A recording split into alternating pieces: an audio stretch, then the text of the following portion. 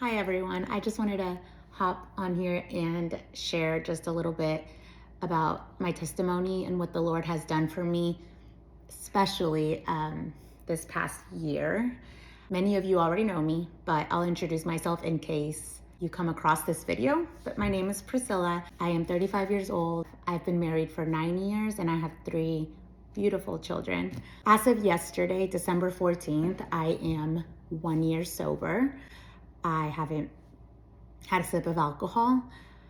And the reason I'm coming on here, it's because I just wanted to be vulnerable and share, because I do believe that I'm not alone in this, but I had a real struggle in a bad relationship with alcohol. A little backstory is I did not grow up around, my parents did not drink.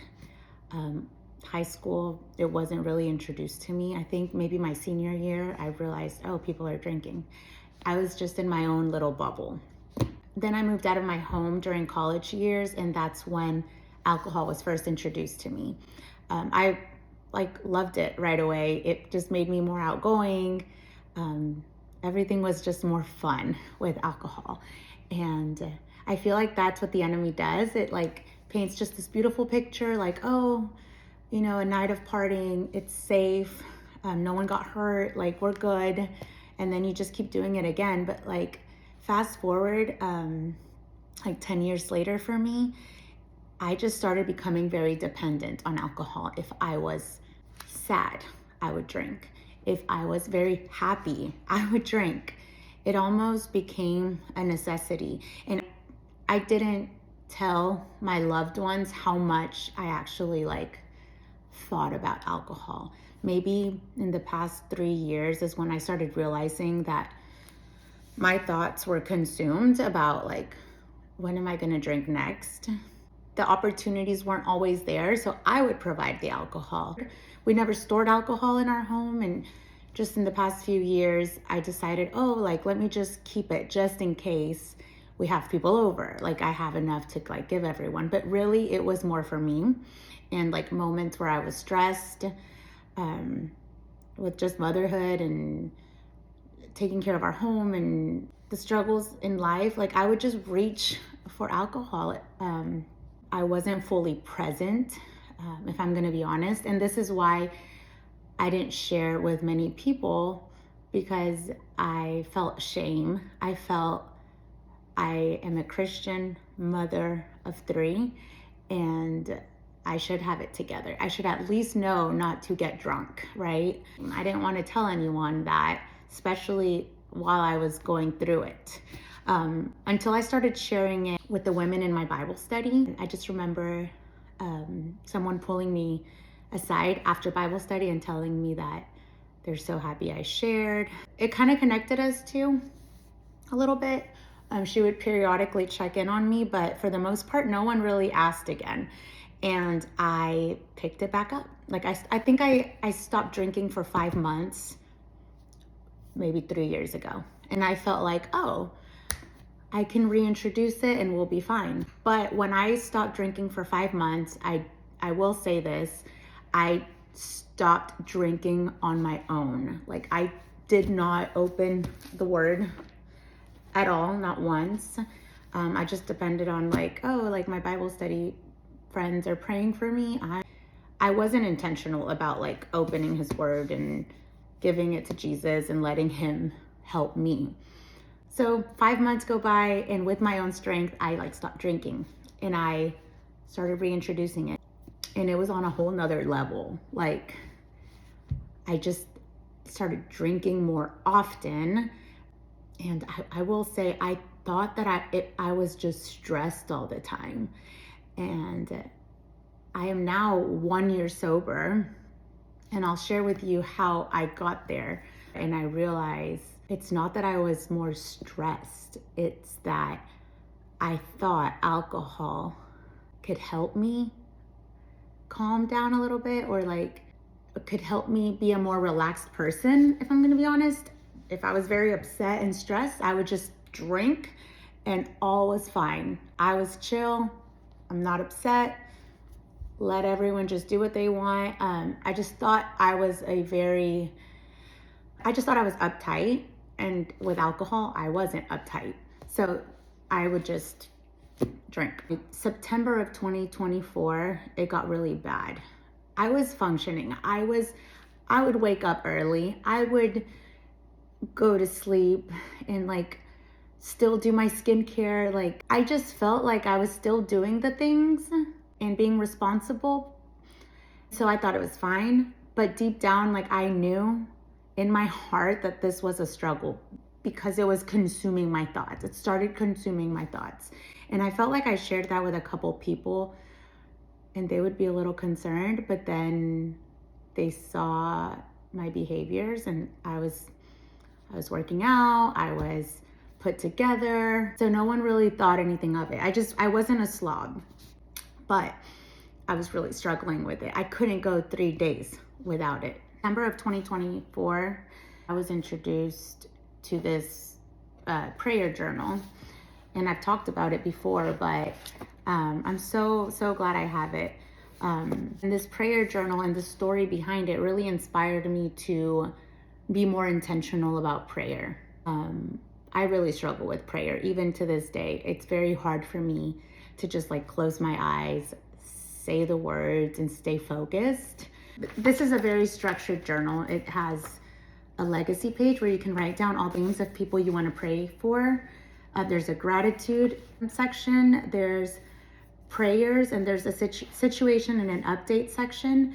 And I can't tell you, I love having this. I love being able to look back at this because there's like multiple prayer requests here, and it's of me trying to quit alcohol, trying to quit drinking. And then 3 days later, I wrote on there, I started drinking again.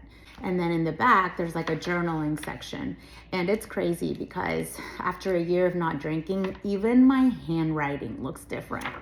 All my journal entries are just full of like shame. Like, oh, I did it again. Or, oh, I don't feel good this morning because, but here I am, Lord. I was coming to Jesus in the mess. I was also trying to perform. I was trying to sound holy, but you can't fool God. You really can't.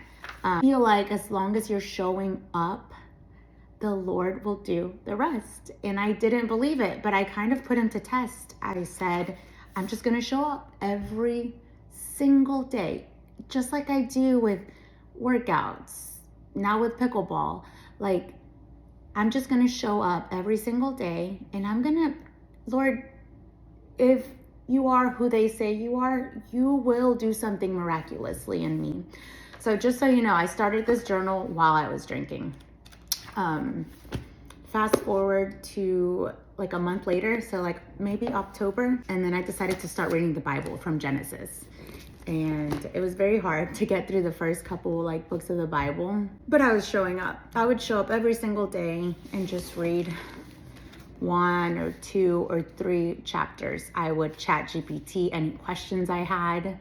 I've been taught all the things, but I think deep down inside of me there was still like a lot of unbelief. I don't think I truly believed in his word. And fast forward to today, December 15th, I'm in the book of Psalms, and I actually just got through reading Psalms 119 this morning. So anyway, the Lord, I could share so many stories about, some would call them coincidences. I call them God winks, where like something I'm reading in my devotional, it's like the thing I pick up on where I left off. Or like there's a song stuck in my head all night and I don't know why, and then I read about it. There's just too many like experiences that I've had where like I have no question that God is real, that if I just show up, the Lord will reveal his word, and it is alive. The word does transform hearts. But I think I'm tired of trying to say the right things. I just want to share what has happened to me. I don't want to hold back anymore. I don't want to just enjoy this miracle silently. I want others to know about it because Even if there's one person out there that is struggling, I just want to let you know that there's hope, and put God to test. I mean, just show up every single day. My routine every morning is set my alarm. I used to wake up like at 5:30. Now it's 4:45 every morning. Just gives me like that 15-minute buffer to come into the kitchen, make my coffee, do my little setup on the couch. So I have to have my Bible. First and foremost, my devotional, which I love. Here's the devotional. It's New Morning Mercies by Paul David Tripp. It's incredible. Highly recommend. I took the cover off, so it looks like this, but it's the same one. I actually bought 3 copies recently, and I would just love to give them to someone that wants them. This devotional has like changed my life because it really dives deep into his word, but at the bottom it like tells you to go read 1 Corinthians 13. But what I encourage people to do, I feel like this is the trick, but really dive deep. Like, I didn't know how to read the Bible before. It is very confusing. So I found a version that I connect with, and it's NLT, the NLT version. And if there is a word I don't understand, which there's a lot of words I don't understand, I just look up their definition. And like I'll write down what speaks to me, like my aha moments. And it started off there's no highlights. I was just going through the motions in the beginning, like okay. See, nothing highlighted, no notes. Deuteronomy I started highlighting. I'm starting to see more in 1 Kings, 2 Chronicles, Psalms is, oh my gosh, it's so incredible, the book of Psalms. But when I tell y'all, I had no desire to read the Bible. I would ask friends from Bible study, are you for real? Like, do you really enjoy reading the Bible? Because let's be real, it's like, it can be very boring or like hard to understand. And when my friends had that twinkle in their eye and they were like, no, I enjoy it. Like, I need to read it every day. I couldn't believe it. It makes me emotional because I had zero desire. When I tell y'all zero, and now fast forward to a little bit over a year of reading his word daily, I love that time. I love my first hour of my day. I look at it as like I'm meeting Jesus. We're having a coffee date. Lord has I feel like given me a new heart, new desires, new thirst for his word. Something that spoke to me this morning, Psalm 119, 162. I rejoice in your word like one who discovers a great treasure. And that's what I feel like I discovered. I discovered a great treasure, one that I'd never want to live without again. And I'm just so thankful that the Lord rescued me from this addiction. I struggle saying the word addiction because I think many people, if you say you're an alcoholic, you think you have I guess I've seen worst case scenarios, and there's people filling up their Yetis with vodka and starting first thing in the morning, and drinking all day long. That wasn't me, but I can't say that in 10 years that wouldn't have been me. But all I know is that my thoughts were consumed on when am I gonna drink next? And when I would try to stop for 2 days, on day 3 I was ready. The reason I'm even recording this today, just in case there's 1 or 2 other people that can relate to my story, or maybe you don't relate to my story and you have questions, please reach out. I think we all have different sin struggles. This was a big one for me that would have led to a lot of destruction. It really convicted me, thinking about my kids and what I was modeling to them. I had two choices. I had two paths I could pick. I could keep drinking and while simultaneously going to church and trying my best, or I could test God and say, God, I will stop drinking if you reveal yourself to me. And that's what I did. And he has come through. I feel so much joy. I can't say it was easy not drinking. Like most people that I know do drink, and it honestly doesn't bother me at all whatsoever. Like I used to feel a certain way, like, oh, I can't. Now I don't feel like I can't. I feel like, oh, thank you, Jesus, because that had such a huge hold on me. And now it doesn't. I can have fun anywhere without alcohol. But I hope you feel my heart, but like, I don't want to shame anyone that does drink. I don't think everyone has a bad relationship with alcohol. I've seen it. It was me. I was the one in my circle, like wanting to. I hope you know that the reason I'm sharing this is because I was thinking this morning, like, what if there is someone else silently at home battling this and they don't have the courage to share with anyone because of how it can make them look or with the fear of being judged?